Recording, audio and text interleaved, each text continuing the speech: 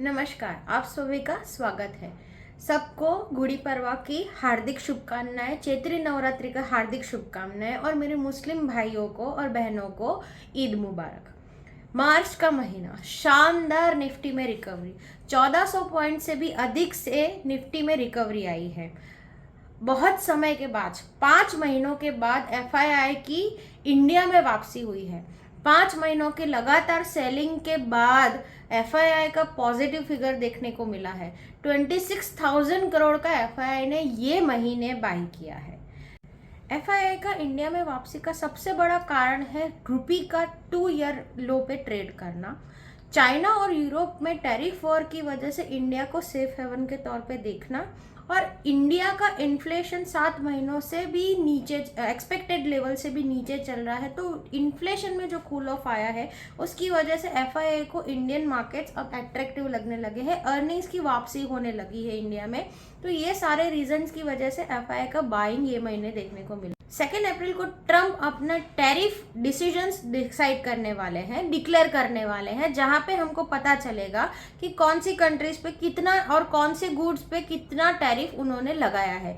ये अनसर्टेनिटी के चलते हम अभी ज़्यादा रिकमेंडेशंस नहीं देंगे। हम देखेंगे कि 2 अप्रैल के बाद ग्लोबली और इंडिया में क्या सिचुएशंस रहती है, उसके बाद आने वाली ट्रेड स्ट्रेटजीज डिसाइड करेंगे।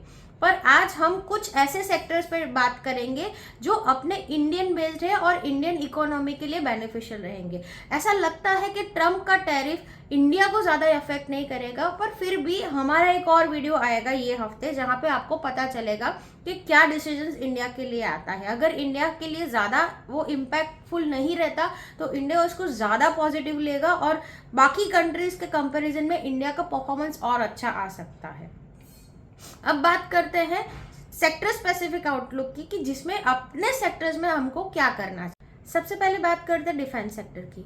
गवर्नमेंट की तरफ से डिफेंस सेक्टर को बहुत बड़ा ऑर्डर मिला है, जिसकी वजह से जो लोकल डिफेंस मैन्युफैक्चरिंग स्टॉक्स है जैसे कि HAL, BDL, data patterns, GRSE, उन सबको बहुत बड़ा बेनिफिट आने वाले समय में देखने को मिल रहा है। दूसरा सेक्टर है रोड इंफ्रास्ट्रक्चर सेक्टर।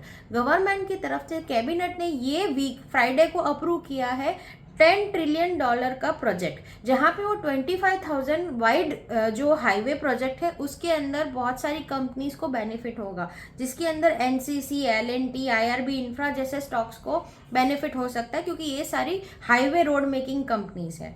इसके अलावा बात करें तो PSU sector, PSU bank sector, 10 year bond yield थोड़ा कम हुआ है जो बैंकिंग स्टॉक के लिए फायदेमंद हो सकता है। और आने वाली 9 अप्रैल को RBI की पॉलिसी सी है जहाँ पे हम एक्सपेक्ट करके चल रहे हैं कि इन्फ्लेशन कंट्रोल में है तो RBI रेट कट करेगा, जो बैंकिंग स्टॉक्स के लिए बहुत ज़्यादा बेनिफिशियल होता है। तो सबसे ज़्यादा पॉजिटिव PSU बैंक्स की बात करें तो जिसमें SBI, PNB, BOB, bank of India, Indian bank, ये सब स्टॉक आप बेनिफिट देख सकते हैं।